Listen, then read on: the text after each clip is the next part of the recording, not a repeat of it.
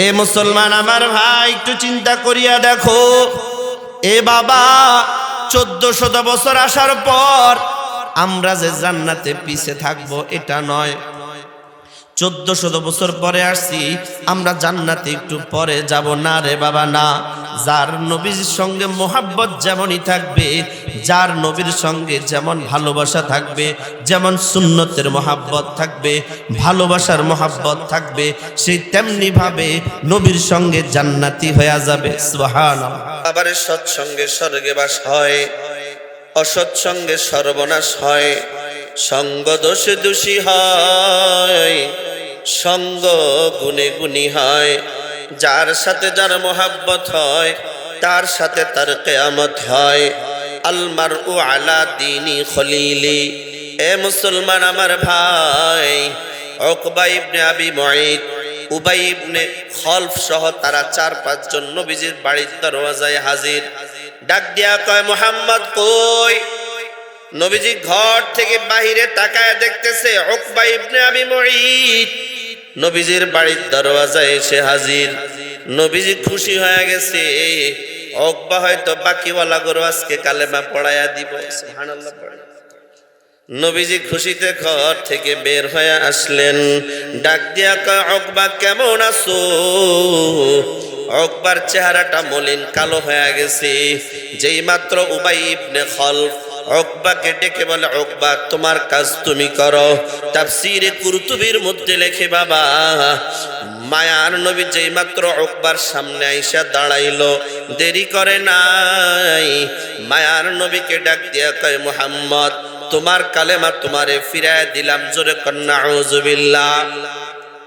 শুধু বাবা তাই নয়, ভাগ্যের সেই নির্মম পরিহাস, উকবা ইবনে আবি মুঈত মায়ার নবীর চেহারার দিকে তাকায়া থুতু নিক্ষেপ করছে। জোরে কন্যা আউযুবিল্লাহ।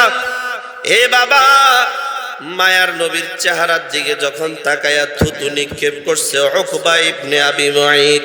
এ মুসলমান আমার ভাই, আমি যে বললাম সৎসঙ্গে স্বর্গে বাস হয়, অসৎসঙ্গে সর্বনাশ হয়। অসৎসঙ্গ নেওয়ার কারণে শুধু যে ধ্বংস হইছে তা নয়, বিশ্ব নবী, মায়ার নবী, রহমতের নবী, যেই নবীকে না বানাইলে আসমান জমিন গ্রহ নক্ষত্র আল্লাহ বানাইতেন না, ওই নবীর চেহারার দিকে তাকায়া থুতু নিক্ষেপ করছে। নাউযুবিল্লাহ। বাবারে, নবীজির মায়ার নবীর চোখ বেয়ে বেয়ে পানি পড়ে, নবীজি কান্নায় ভেঙে পড়েছে। যেই মাত্র নবীজি কান্নায় ভেঙে পড়লেন, আল্লাহ তাআলা জিবরাইল আমিনকে পাঠাইলেন। ভাই জিবরাইল, কি জন্য আসছো? জিবরাইল আমিন নবীজিকে ডাক দিয়া কয়, নবী গো, ওয়া ইয়াউমা ইয়া'আদ্দুজ যালিমু আলা ইয়াদাইহি ইয়াকুল। এই আয়াত, যে আয়াতটা তেলাওয়াত করলাম, আল্লাহ বলেন, ওয়া ইয়াউমা ইয়া'আদ্দুজ যালিমু আলা ইয়াদাইহি ইয়াকুল ইয়া লাইতানি ইত্তাখাযতু মা'আর রাসূলি সাবিলা ইয়া ওয়াইলাতা লাইতানি লাম আত্তাখিজ ফুলানান খলিলা। ও পয়গম্বর, আপনি কাঁদবেন না গো, আল্লাহ তাআলা আপনার কাদার কারণে আরশ আজিম পর্যন্ত কেঁপে উঠছে। ও নবী, আপনি কাঁদবেন না। আল্লাহ তাআলা আয়াত নাযিল করে দিয়েছে সূরা ফুরকানের 27-28 আয়াত। আর আল্লাহ তাআলা বলে দিয়েছে, আপনি কাঁদবেন না, জালেমরা সেদিন আফসোস করতে থাকবে। ওয়া ইয়াউমা ইয়া'আদ্দুজ যালিমু আলা ইয়াদাইহি ইয়াকুল, আফসোস করতে করতে নিজের হাত নিজে কামড়ায়া ছিঁড়ে ফেলবে আর বলতে থাকবে, ইয়া ওয়াইলাতা লাইতানি লাম আত্তাখিজ ফুলানান খলিলা। হায় আফসোস, কেন রে উবাইরে বন্ধু বানাইলাম, কেন রে আবু জাহেল রে বন্ধু বানাইলাম, কেন রে জালেমকে বন্ধু বানাইলাম, কেন রে বেঈমান রে বন্ধু বানাইলাম। বলেন তো বাবা, সেদিন আফসোস করে কি কোনো কাজে আসবে? জোরে কন, সেদিন আফসোস করে কোনো কাজে আসবে না। মুসলমান আমার ভাই, তাহলে যারে তারে বন্ধু বানাইয়েন না, যার তার সাথে সম্পর্ক কইরেন না। একটু তাকায়া দেখেন, এলাকার যে ভালো ছেলেটা, এই ভালো ছেলেটা হঠাৎ করিয়া উল্টা পাল্টা চলে, টাসের আড্ডায় মদের আড্ডায় যায়, বিভিন্ন নেশা করে। কারণ কি? বলে তার বন্ধুগুলো নেশাখোর হওয়ার কারণে সেও আজকে নেশাখোর। ঠিক না ঠিক? আপনাদের এলাকায় নেশা নাই? নবীজি বলেন সালাসাতুন কদ হারামাল্লাহু আলাইহিমুল জান্নাহ, তিন শ্রেণীর দলের লোকের জন্য আল্লাহর জান্নাত হারাম। এক নাম্বার মুদমিনুল খামর, যে নাফরমান, যে নেশাখোর, দাইমি নেশা করবে, তার জন্য আল্লাহর জান্নাত হারাম। দুই নাম্বার ওয়াল আক্কু, মাতা পিতার অবাধ্য সন্তানের জন্য আল্লাহর জান্নাত হারাম। তিন নাম্বার ওয়াদ দায়ুস, দায়ুসের জন্য আল্লাহর জান্নাত হারাম। তাহলে প্রথম নাম্বার কি? যে নেশা করে। বলেন যে কি করে? আবার বলেন, আবার বলেন। আরে নিজের বাপের বাপ কয় না, ট্যাবলেটের আব্বা কয়, আছে না নাই? বাপের খবর লয় না, মায়ের খবর লয় না, নেশা নিয়ে ব্যস্ত থাকে। বলেন এমন কম বক্ত নালায়েক যুবক আমার এলাকায় আছে না নাই? আল্লাহর নবী বলেন সালাসাতুন কদ হারামাল্লাহু আলাইহিমুল জান্নাহ। এক নাম্বার মুদমিনুল খামর, তিন শ্রেণীর দলের লোকের জন্য আল্লাহর জান্নাত হারাম। তন্মধ্যে প্রথম নাম্বার হলো যে নেশাগ্রস্ত, যে নেশাগ্রস্ত, যে মদ খায়, যে গাঞ্জা খায়, যে ট্যাবলেট খায়, তার জন্য আল্লাহর জান্নাত হারাম। আমার প্রাণ প্রিয় শেখ আরিফ বিল্লাহ হাকিমুন নফস আল্লামা মুফতি মুশতাকুন নবী শেখ বলেন যে সব সময় নেশা করে, সব সময় কি করে? নেশা করে। এ নাফরমান যেই কোনো সময় একেবারে নিকটতম আত্মীয়র সাথে জেনা করতে চিন্তা করবে না। জোরে কর নাউজুবিল্লাহ।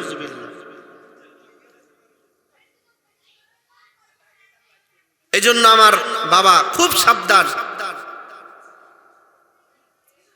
এলাকার মুরব্বীরা সচেতন হতে হবে। কোন ছেলে যেন আমাদের নেগলিজেন্সির কারণে নষ্ট না হয়ে যায়, কোন যুবক যেন তদারকির অভাবে যেন নষ্ট না হয়ে যায়। এই জন্য যারে তারে বন্ধু বানাইয়েন না, যার তার সাথে সম্পর্ক করবেন না।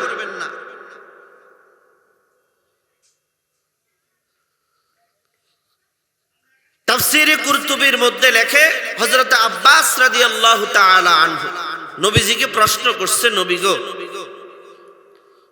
সম্পর্ক করব কার সাথে, কাকে বন্ধু বানাবো? কিতাবের মধ্যে লেখে নবীজি বলে, হযরত আব্বাসকে ডেকে বলে, আব্বাস, তিনটা গুণ যার ভিতরে পাইবা তার সাথে সম্পর্ক গড়বা, তারে বন্ধু বানাইবা। সুবহানাল্লাহ পড়ে। একটু বাবা বুঝে থাকলে বলবেন কয় গুণ? আরো জোরে, আরো জোরে। তিনটা গুণ যার ভিতরে পাইবেন তারে বন্ধু বানাবেন। এটাও আপনাদেরকে আমি হাদিস থেকে রেফারেন্সটা শোনায়া দেই। নবীজি বলেন ক্বালান নবী সাল্লাল্লাহু আলাইহি ওয়াসাল্লাম, নবীজি বলেন মান যাক্কারাকুম বিল্লাহি রুয়াতুহু, যাকে দেখলে আল্লাহর কথা মনে হয় তারে বন্ধু বানাও। সুবহানাল্লাহ। যারে দেখলে বাবা বলেন কার কথা মনে হয়? আল্লাহর কথা মনে হয়। যারে দেখলে আল্লাহর কথা মনে হয় তারে বন্ধু বানাও। এ মুসলমান আমার ভাই, কারে দেখলে আল্লাহর কথা মনে হয়?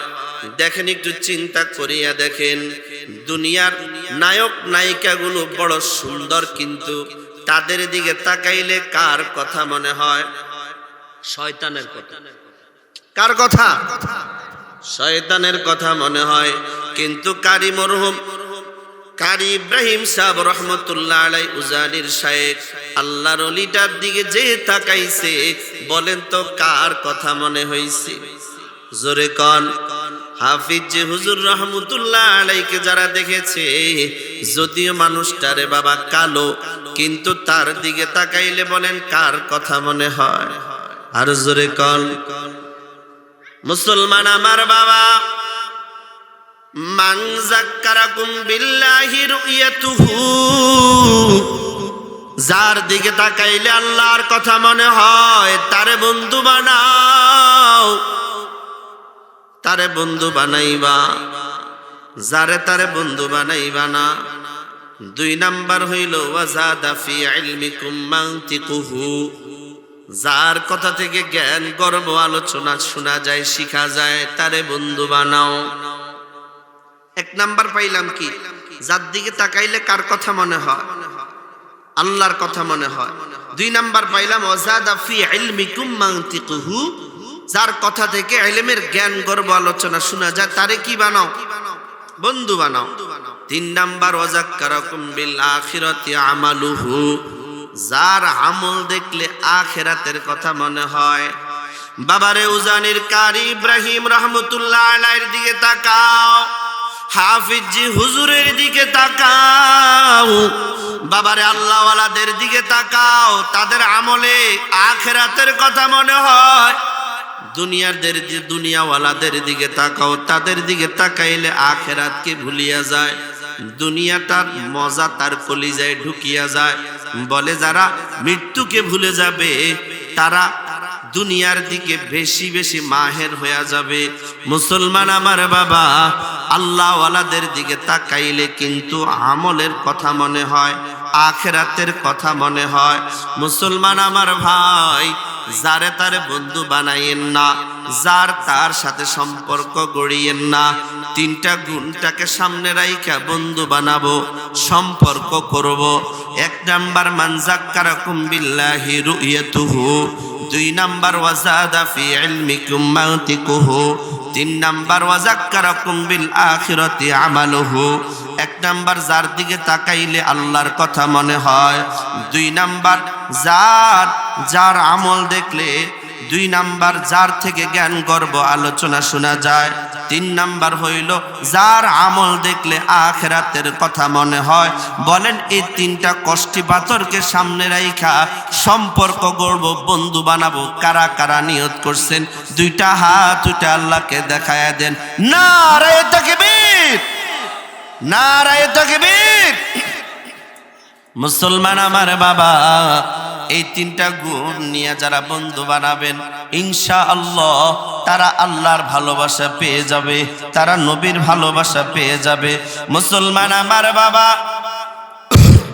দেখেন, একটু তাকায় দেখেন, পৃথিবীর সর্বশ্রেষ্ঠ মহাব্বতের বস্তু হলো আল্লাহ, মহাব্বতের মাধ্যম হলো আল্লাহ, এরপরে হলো নবী। আজকে তো নবীকে পাওয়া যাবে না, নবীর দরওয়াজা বাবা বন্ধ হয়ে গেছে, কিন্তু উলামায়ে কেরাম হলো নবীগণের ওয়ারিস। এ মুসলমান আমার বাবা, ইন্নাল উলামা ওয়ারাসাতুল আম্বিয়া, উলামায়ে কেরাম হলো নবীগণের ওয়ারিস। এই ওয়ারিসদেরকে যারা মহাব্বত করবা, নবীকে মহাব্বত করা তাদের হয়ে যাবে। সুবহানাল্লাহ। মুসলমান আমার ভাই, নবীর সঙ্গে যদি জান্নাতে যেতে হয়, আল্লাহ বলেন কুল ইন কুনতুম তুহিব্বুনাল্লাহ, হে পয়গম্বর আপনি আপনার উম্মতদেরকে বলে দেন, তারা যদি আমি আল্লাহকে ভালোবাসতে চায় তাহলে তাদেরকে কি করতে হবে? ফাত্তাবিউনি, তারা যেন আপনি নবীর ইত্তেবা করে। তো কি লাভ হবে? বলে তারা 2টা পুরস্কার পাবে। 1 নাম্বার পুরস্কার ইউহিব্বুকুমুল্লাহ, তারা আল্লাহ তাআলার ভালোবাসা পেয়ে যাবে।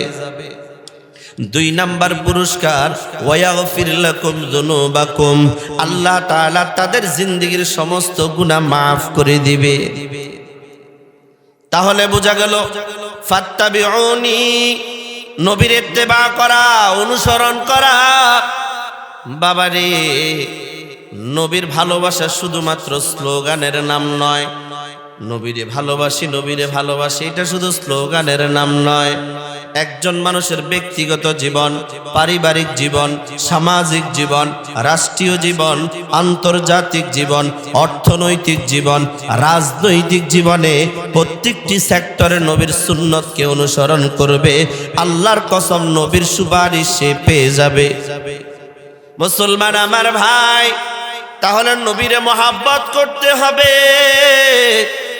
নবীর মহাব্বত কলিজায় লালন করতে হবে। এ বাবা, নবীর মহাব্বত যার কলিজার মধ্যে থাকবে, মুসলমান আমার ভাই একটু তাকায়া দেখেন, ইতিহাস খুলে দেখেন রে ভাই, একটা ওট নবীজিরে মহাব্বত করছে, জান্নাতি হয়ে গেছে। সুবহানাল্লাহ। একটা ওট নবীজিরে মহাব্বত করছে, জান্নাতি হয়ে গেছে। মুসলমান আমার ভাই, একটা মরা খেজুর গাছ, মসজিদে নববীর দিকে তাকাও রে ভাই, একটা মরা খেজুর গাছ, এই মরা খেজুর গাছের সঙ্গে নবীজি হেলান দিতেন, হেলান দিয়া শুক্রবারের দিনে বয়ান করতেন, খুতবা দিতেন। একদিন হঠাৎ নতুন মিম্বার নিয়ে আসছে মসজিদে নববীতে, নতুন মিম্বারটাই না মরা খেজুর গাছটাকে সরায়া দিছে। যেই মাত্র আমার নবী খুতবা দিবে, বয়ান করবে, বাবারে সিরাতে ইবনে হিশামের মধ্যে লিখে, নবীজি যেই মাত্র মিম্বারের মধ্যে উঠলেন, মিম্বারের মধ্যে উঠতে দেরি হয়, হঠাৎ করে হাউমাউ কান্নার আওয়াজ শুরু হইতে দেরি হয় না। সুবহানাল্লাহ। নবীজি মিম্বার থেকে নাইমা গেলেন, নাইমা পাশে গিয়া তাকায় দেখে মরা খেজুর গাছ থেকে কান্নার আওয়াজ শোনা যায়। সুবহানাল্লাহ। মরা খেজুর গাছটাকে নবীজি এমনি জড়ায়া ধরছেন, জড়ায়া দইরা কয়, খেজুর গাছ কেন কাঁদো, কেন এই বিরহ বেদনা নিয়ে কাঁদতেছো বলো। খেজুর গাছের জবান আল্লাহ খুলে দিয়েছে। খেজুর গাছ ডাক দিয়া কয়, নবী গো, ও পয়গম্বর, আপনি তো এতদিন পর্যন্ত আমি মরা খেজুর গাছের গায়ের মধ্যে হেলান দিতেন, হেলান দিয়া আপনি বয়ান করতেন, খুতবা দিতেন। ও নবী গো, আপনার সাহাবীরা নতুন মিম্বার নিয়ে আসছে, আমারে উঠায়া দিছে, নতুন মিম্বারে আপনি বসবেন, আপনাকে আমার থেকে আলাদা কইরা দিছে, বিচ্ছেদ কইরা দিছে। ও পয়গম্বর, এই বিচ্ছেদ যন্ত্রণা আমি খেজুর গাছ কাঁদি। সুবহানাল্লাহ। খেজুর গাছের হাউমাউ কান্নার আওয়াজ। এ মুসলমান আমার ভাই, কান্নার আওয়াজে নবীজি ডাক দেয়া কয়, খেজুর গাছ, আমি আল্লাহর কাছে তোমার জন্য দোয়া করেছি, আল্লাহ তোমার হায়াত কিয়ামত পর্যন্ত বাড়ায়া দিবে, আল্লাহ তোমার হায়াত কিয়ামত পর্যন্ত বাড়ায়া দিবে। এ খেজুর গাছ, তোমার হায়াত কিয়ামত পর্যন্ত আল্লাহ বাড়ায়া দিছে, খেজুর দিবা, রস দিবা, আল্লাহর বান্দারা তোমার জন্য দোয়া করবে। তারপরেও খেজুর গাছের কান্না বন্ধ হয় না। ডাক দিয়া কয়, নবী গো, আমার বিচ্ছেদ যন্ত্রণা যায় না গো, আপনাকে আমি কিভাবে দেখব, আপনার বিচ্ছেদ যন্ত্রণা আমার সয় না গো নবী। নবীজি বলেন, মান আহাব, নবীজি বলেন, আলমার উ মান আহাব্বা।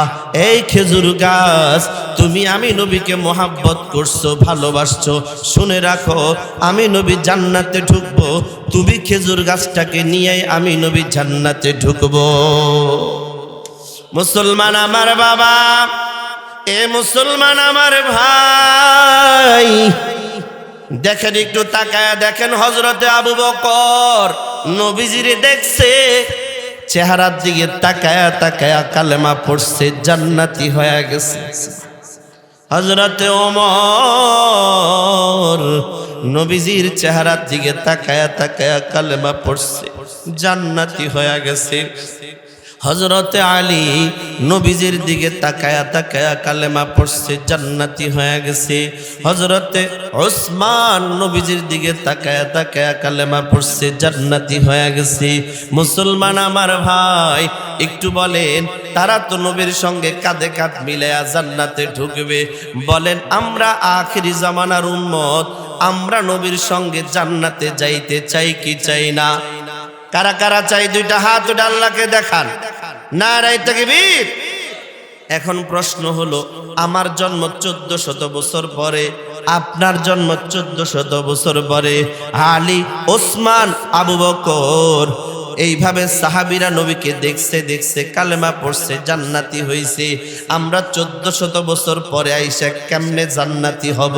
নবী বলেন, মান আহাব্বা সুন্নতি ফাকাদ আহাব্বানি ওয়া মান আহাব্বানি কানা মাই ফিল জান্নাহ, কানা মাই ফিল জান্নাহ, কানা মাই ফিল জান্নাহ। যদি সুন্নতের রঙে রঙিন বানাইতে পারো, আবু বকর, ওসমান, আলী তারা যেমনে করে নবীর সঙ্গে জান্নাতে ঢুকবে, তুমি নবীর উম্মত 1400 বছর পরে আইসাও তুমি তাদের সঙ্গে জান্নাতি হইয়া যাইবা। মুসলমান আমার বাবা, এ মুসলমান আমার ভাই, একটু তাকায় দেখো কেমন মুহাব্বত সাহাবাই কেরামের, কেমন ভালোবাসছে নবীরে।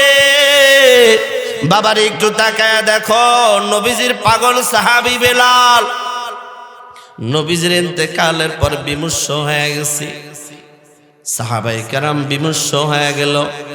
এ বাবা, সাহাবাই কেরাম বিমর্ষ, কাহারও ঘরের চুলায় আগুন জ্বলে না, রান্না নাই, খাওয়া নাই, দাওয়া নাই, সবাই যেন পাগলের মতো হয়ে গেছি। একটু চিন্তা করিয়া দেখো রে বাবা, যার ঘরে, যার সামনে থেকে মা চলে গেল কবরে, যার চোখের সামনে থেকে বাবা চলিয়া গেল কবরে, একটু বাবা চিন্তা করিয়া দেখো, একটু চিন্তা ভাবনা করিয়া দেখো। মারে তুমি কবরে রাইখে আসছো, রাতের বেলা ঘরে ঢুকছো, মায়ের চেহারাটা শুধুই চোখের উপরে ভাসে। মা কোন জায়গায় বসতো, বাবাই কোন জায়গায় বসতো, বাবা যেই জায়গায় ঘুমাইতো, মা যেই জায়গায় ঘুমাইতো, এই স্মৃতিগুলো বাবা শুধুই ভাসে, শুধুই ভাসে, শুধুই ভাসে, শুধুই ভাসে।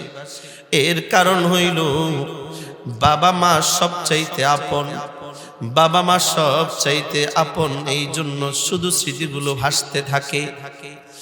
বাবারে যারা নিজের মা বাবাকে চোখের সামনে বিদায় দিয়েছো, ঘরে গেলে স্মৃতিগুলা ভাইসা শুধু কলিজা ফাইটা আসে, ঠিক না বেটি? নবীজি ইন্তেকাল করার পর, নবীজির ইন্তেকালের পর সাহাবায়ে কেরাম তেমনি ভাবে বিমর্ষ হয়ে গেছে, পাগলের মতো হয়ে গেছে। একদিন বেলাল আইসা একটা গাটুরি বাইন্দা নবীজিরে ডাক দিয়া কয়, একটা গাটুরি বাইন্দা হযরতে আবু বকরকে ডাক দিয়া বলে, বেলাল আবু বকরকে ডাক দিয়া কয়, বেলাল কেন আসছো? বলে, আমার মদিনায় মন বসে না, নবীর ইন্তেকালের পর কেন জানি বিমর্ষ হয়ে গেছি। আগে আজান দিলে নবীজি আসতো, এখন তো আমি বেলাল আজান দেই কিন্তু নবী তো আসে না। সুবহানাল্লাহ। বেলাল আবু বকরকে ডেকে বলে, বেলাল বিদায় দাও, আর মদিনায় থাকবো না। যেই দিকে তাকাই শুধু নবীর চেহারা ভাসে, নবীর চলন বলন ভাসে। ও আবু বকর বিদায় দাও, আর মদিনায় থাকবো না। আবু বকর বলে, বেলাল যদি অর্থনৈতিক কোনো সমস্যা হয় বলো, তোমাকে বাইতুল মাল থেকে বেতন ধার্য করিয়া দিব, তারপরেও তুমি যেও না, কারণ তোমার আজানের আওয়াজের কারণে আমরা সাহাবীরা একটু কলিজার মধ্যে ব্যথা নিবারণ হয়। আবু বকর, আমি আজান দিলে কি বলো নবীন মসজিদে নববীতে আসবে? বলে, না, নবী তো রওজায়ে পাকে শুয়ে আছে, আসবে না। বলে, তাহলে সেই মদিনায় আমি থাকবো না। সুবহানাল্লাহ। রাখতে পারলেন না বেলালকে, রওনা হয়ে গেল। এ আমার মুসলমান ভাই, নবীজির বিচ্ছেদ যন্ত্রণা সইতে না পারিয়া বেলাল চলে গেল বহুদূর দামেস্ক শহরে। লম্বা সময় পর্যন্ত সেখানে ছিলেন। একদিন স্বপ্ন যুগে নবীজি বেলাল রে ডাক দিয়া কয়, বেলাল এটা কেমন জুলুম, তোমার কি মন চায় না আমি নবীরে একটু দেখতে? সুবহানাল্লাহ। তোমার কি একটু মন চায় না আমি নবীরে একটু কি দেখতে? তোমার মন চায় না? ও বেলাল, একটু কি দেখতে মন চায় না? কথাটা বলতে না বলতে চোখের থেকে ঘুম ভেঙে গেল। বেলাল পাগলের মতো দৌড়তে শুরু করলেন। একবারে মসজিদে নববীর পাশে আইসা যেই মাত্র পা রাখলেন, নতুন মুয়াজ্জিন আজান দেওয়ার জন্য আসছে। এই আওয়াজটা শুনিয়া নতুন মুয়াজ্জিনের ঘোষণাতে বলা হলো নবীর জামানার বেলাল আসছে, বেলাল আসছে, বেলাল আসছে। সুবহানাল্লাহ। সব মানুষগুলো ঘর থেকে বের হয়ে গেছে, ছোট বড় বৃদ্ধ মহিলা সব মানুষগুলো বেলালকে দেখার জন্য আসছে। নবীর জামানার বেলাল বুঝি আসছে রে, বেলাল বুঝি আসছে রে, বেলাল বুঝি আসছে রে। মনে হয় শুধু বেলাল নয়, আমার নবীও নাকি চলে আসছে। সুবহানাল্লাহ। হযরতে বেলাল তখন কিন্তু নবীজির রওজাটা কাঠের জালি দিয়ে বেষ্টন ছিল, শুধু কাঠের জালিটা ধরে বেলাল কাঁদে আর বলে, নবী গো, আপনার মুয়াজ্জিন বেলাল আসছে আপনাকে দেখার জন্য। সুবহানাল্লাহ। বলেন নবী আপনি কই? আপনাকে না দেখলে তো আমার কলিজা মানায় না। বেলাল দীর্ঘ সময় কাদার পর হযরতে সালমান ফারসি এবং অন্য অন্য সাহাবীরা এসে বেলাল ডেকে বলে, বেলাল আজানের সময় হয়ে গেছে, আজকে কি তুমি একটু আমাদেরকে আজানটা শোনাইবা? নবীর জামানার আজানটা যদি একটু শোনাও গো।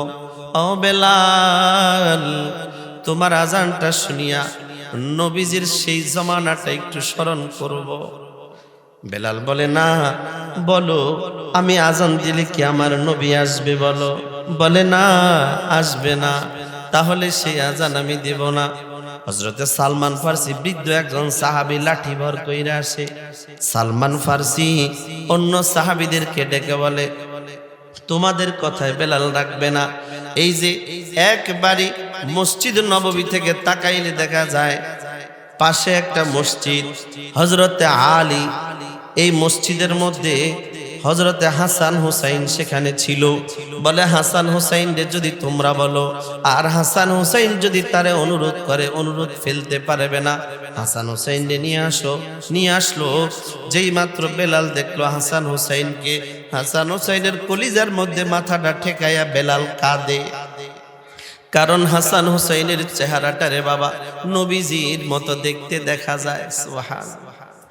হযরতে হাসান হুসাইনের চেহারা প্রায় নবীর মতোই ছিল। হাসান হুসাইনকে দাঁড়ায় কিছুক্ষণ কাঁদলেন, আর হাসান হুসাইন ডাক দিয়া কয়, বেলাল আমার নানার জামানার মুয়াজ্জিন, একটু কি আমার নানার জামানার আজানটা কি আমাদের শুনাইবা? সুবহানাল্লাহ। বেলাল কোনো কথা কয় না, চুপ করে আছে। ও নানার জামানার মুয়াজ্জিন, নানার জামানার আজান কি শুনাইবা? বড় মন চায় নানার জামানার আজান শুনতে। বেলাল কোনোভাবে নিষেধ করতে পারলেন না। বেলাল আজান দেওয়া শুরু করলো, আল্লাহু আকবার, আল্লাহু আকবার, আল্লাহু আকবার, আল্লাহু আকবার। যখনই শুরু হয়ে গেল আজানের ধ্বনিতে পুরাটা মদিনায়, পুরাটা অলিতে গলিতে মানুষ দৌড়াদৌড়ি শুরু করছে। সব মানুষগুলো ঘর থেকে বের হওয়া শুরু করছে, বৃদ্ধ জওয়ান সবাই বের হওয়া শুরু করছে। যখন হাইয়া আলাস সালাহ বলতে শুরু করলো, সব মানুষগুলো থমকে গেল। যখন হাইয়া আলাল ফালাহ বলল, তখন মানুষগুলো আরো বেশি আতঙ্কিত হয়ে গেল। যখন হাইয়া আলাস সালাহ বলল, মদিনার জমিনটা কাঁপতে শুরু করলো। আল্লাহু আকবার। মুসলমান আমার ভাই, যেই মাত্র বেলাল হাইয়া আলাস সালাহ বলল, বেলাল পাগলের মতো হয়ে গেছে, বেহুশ হইয়া জমিনে পড়ে গেল, আর আজানটা শেষ করতে পারলেন না। এ মুসলমান আমার ভাই, বেলালও একজন সাহাবী, নবীজিরে মোহাব্বত করছে। কি পরিমাণ পাগলের মতো মোহাব্বত করছে, পাগলের মতো মোহাব্বত করছে। মোহাব্বত করতে করতে কলিজা ফাইটা মারা গেছি। এ মুসলমান আমার ভাই, আমাদের মোহাব্বত এমন করে থাকতে হবে, তাহলে কানা মাই ফিল জান্নাহ, কানা মাই ফিল জান্নাহ, ইনশাআল্লাহ নবীর সঙ্গে কাঁধে কাঁধ মিলায়া জান্নাতি হইতে পারবা। জোরে কোন সুবহানাল্লাহ।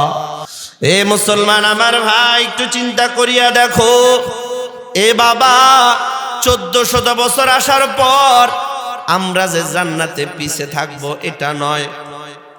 1400 বছর পরে আসছি, আমরা জান্নাতে একটু পরে যাব না রে বাবা না। যার নবীর সঙ্গে মোহাব্বত যেমনই থাকবে, যার নবীর সঙ্গে যেমন ভালোবাসা থাকবে, যেমন সুন্নতের মোহাব্বত থাকবে, ভালোবাসার মোহাব্বত থাকবে, সে তেমনি ভাবে নবীর সঙ্গে জান্নাতি হয়ে যাবে। সুবহানাল্লাহ। এর জ্বলন্ত নমুনা, এর জ্বলন্ত প্রমাণ দারুল উলুম দেওবন্দ এলাকার একজন সাধারণ মানুষ। সাধারণ এই মানুষটা ইউনুস রাহিমাহুল্লাহু তাআলাকে একদিন ডেকে বলে, হুজুর, ইউনুস রাহিমাহুল্লাহু তাআলা উনি দারুল উলুম দেওবন্দের একজন উস্তাদ ছিলেন। ডেকে বলে, উস্তাদ, আমি আজকে স্বপ্নে দেখছি। কি স্বপ্নে দেখছো? বলে, আল্লাহওয়ালা শোনো, আমি আজকে স্বপ্ন দেখছি, স্বপ্নের মধ্যে ঘোষণা হইতেছে অমুক এলাকায় অমুক জায়গায় নবীজি আসছে। সুবহানাল্লাহ। ইউনুস রাহিমাহুল্লাহু তাআলা দারুল উলুম দেওবন্দের ওই সাধারণ মানুষ কিন্তু আল্লাহওয়ালা। সুবহানাল্লাহ পড়েন। বাবারে, যারা নবীজির স্বপ্নে দেখছো ভাগ্যটা বড় ভালো। নবীজি বলেন, যে আমাকে স্বপ্ন দেখলো সে যেন আমাকেই দেখলো। সুবহানাল্লাহ। মার রাআনি ফাকাদ রাআনি হাক্কা, যে আমি নবীকে স্বপ্নে দেখলো নিশ্চিত আমাকে সেই স্বপ্নে দেখলো। ইউনুস রাহিমাহুল্লাহু তাআলা প্রায় ঘটনাটা বলতেছেন, সাধারণ মানুষটা স্বপ্ন দেখে অমুক জায়গায় নবী আসছে, তোমরা যদি যাইতে পারো নবীরে দেখতে পারিবা। সুবহানাল্লাহ পড়ে। তোমরা যদি যাইতে পারো নবীজির স্বপ্ন দেখবা। ওই সাধারণ মানুষটা বলে, আমি স্বপ্নের মধ্যে দেখতেছি, আমি শুনে দৌড়তে শুরু করলাম, শুধুই দৌড়তেছি, অমুক জায়গায় যাব, নবীরে দেখব। নবী শুধু একা আসে নাই, ওমর আসছে, ওসমান আসছে, আলী আসছে, 4 জন দামি দামি সাহাবী আসছে। সুবহানাল্লাহ। ওই সাধারণ মানুষ দৌড়তে শুরু করলেন। দৌড়তে দৌড়তে হঠাৎ তাকায় দেখে একজন বৃদ্ধ বাবা লাঠি একটা ভর কইরা ঠোকায়া ঠোকায়া হাঁটে, হাঁটি হাঁটি পা পা করে সামনে যায়। এই সাধারণ মানুষ দূর থেকে পিছনে চিনতে পারলেন না। একবারই কাছে গিয়া তাকায়া দেখে দেওবন্দ মাদ্রাসার প্রতিষ্ঠাতা পরিচালক কাসেম নানতুবি রহমতুল্লাহ আলাইহি। সুবহানাল্লাহ। কই যান হুজুর? বলে, অমুক জায়গায় নবী আসছে, নবীরে দেখতে যাই। সুবহানাল্লাহ। অমুক জায়গায় নবী আসছে, নবীরে দেখতে যাই। মুসলমান আমার ভাই, 1400 বছর পরে তোমার জন্ম, টেনশন নাই। আল্লাহর কসম করে বলি, নবী যদি নবীর মোহাব্বত কলিজায় থাকে, খোদার কসম করে বলি, যদি দুরুদের মোহাব্বত থাকে, দুরুদের আমল থাকে, একদিন না হয় একদিন স্বপ্ন যুগে নবী তোমার সঙ্গে মোলাকাত করবে।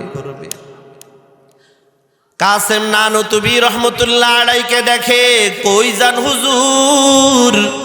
বলে, অমুক জায়গায় নবীজি আসছে, নবীজিরে দেখতে যাই। সাধারণ মানুষটা চিন্তা করলো, হুজুর বড় বৃদ্ধ মানুষ, অসুস্থ মানুষ, আস্তে আস্তে আসুক, আমার মন তাড়াতাড়ি টানতেছে, আমি তাড়াতাড়ি যাই।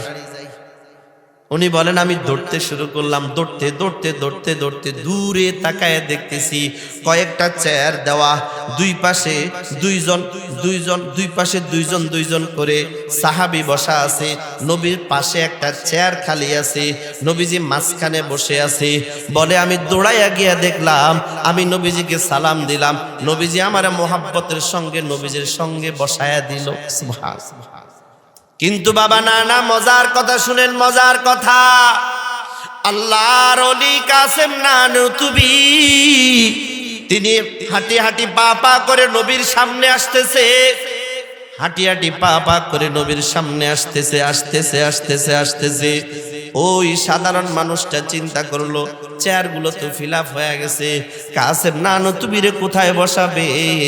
যেই মাত্র কাসেম নানতুবি হাঁটি হাঁটি পা পা করে নবীর সামনে আসলেন। এ মুসলমান আমার ভাই, এ মুসলমান আমার বাবা, একটু চিন্তা করিয়া দেখেন, কাসেম নানতুবি রহমতুল্লাহ আলাইহি যখন হাঁটি হাঁটি পা পা করে নবীর সঙ্গে আসলেন, নবীজি, আবু বকর, ওসমান সবাই হাসিয়া দিয়ে খুশি হয়ে গেছে। খুশি হয়ে নবীজি তারে বুকের মধ্যে জড়ায় আনিছে। আল্লাহু আকবার।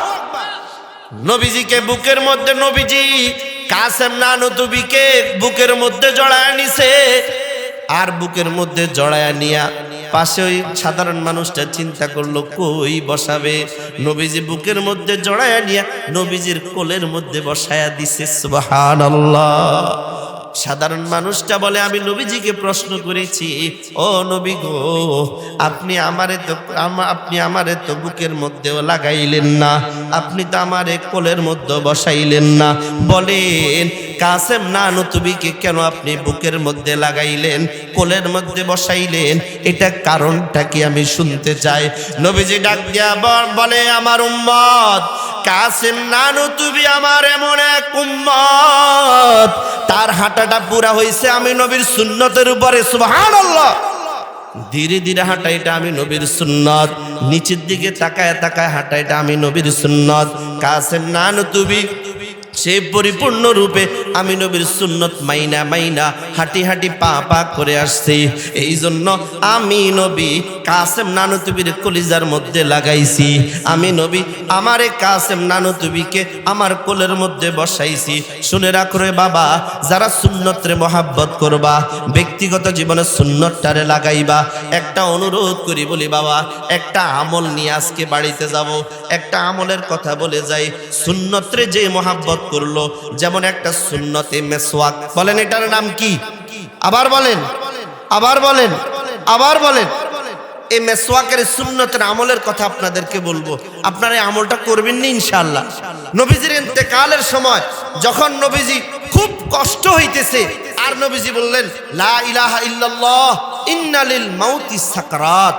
সিরাতে মুস্তাফা কিতাবের মধ্যে আল্লামা ইদ্রিস কান্ধুলুবি রহমতুল্লাহ আলাইহি লেখে, নবীজি পাশে একটা পাত্র ছিল, পাত্র থেকে হাত ভিজাইয়া নবীজির চেহারার মধ্যে ভিজা হাতটা মুছলেন, আর বললেন লা ইলাহা ইল্লাল্লাহ ইন্না লিল মাউতি সাকরাত। আল্লাহ ছাড়া কোনো ইলাহ নাই, নিশ্চয় মৃত্যুর কষ্ট বড় ভয়াবহ। নবীজি বলেন, আম্মা জান আয়েশাকে উদ্দেশ্য করে বলেন, আয়েশা আমাকে একটু মেসওয়াক দিতে পারবা? সুবহানাল্লাহ পড়তেন না। মৃত্যুর সময় নবীজি সুন্নতকে ভুলেন নাই, নবীজি সুন্নতের মেসওয়াক করছেন। আল্লাহ তাআলা তার সাকরাত, তার এই মৃত্যুর যন্ত্রণাটাকে সহজ করে দিয়েছে। এই জন্য বাবা অনুরোধ করব, নবীজি মৃত্যুর সময়ও যে সুন্নতকে যে আমল করছেন, আমরাও এই আমল করব, বলেন ইনশাআল্লাহ। তাহলে আজকের এই কথার দ্বারা আমরা দুইটা কথা বুঝতে পারলাম, সৎসঙ্গে স্বর্গে বাস, অসৎসঙ্গে সর্বনাশ। সঙ্গ দোষে দোষী হয়, সঙ্গ গুণে গুণী হয়। আমরা অসৎ বন্ধু বানাবো না, বলেন ইনশাআল্লাহ। যার সাথে যার মহাব্বত, তার সাথে তার কিয়ামত। দুই নাম্বার কথা, সুন্নতকে যে বেশি করে মানতে পারবে, সুন্নতের মহাব্বত কলিজায় ঢুকাইতে পারবে, নবীর সঙ্গে যে জান্নাতি হতে পারবে।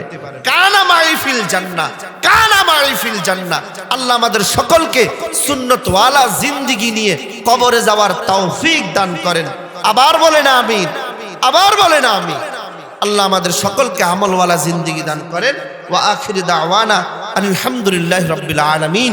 সুবহানাল্লাহি ওয়া বিহামদিহি, সুবহানাল্লাহি ওয়া বিহামদিকা, আশহাদু আল্লা ইলাহা ইল্লা আনতা আস্তাগফিরুকা ওয়া আতুবু ইলাইক।